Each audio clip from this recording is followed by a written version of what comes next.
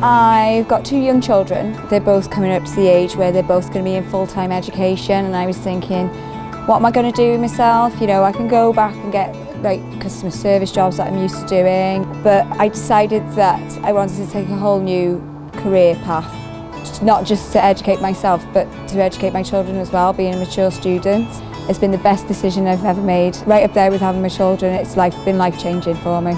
You don't realise how much help you've got with everything. My message to anyone who is thinking about coming to university is there's so many students that are there to help, who've got experience behind them, who know exactly what it's like to start, exactly what it's like to apply, and you just need to take that first step in knowing what you want to do and finding out how you're going to do it.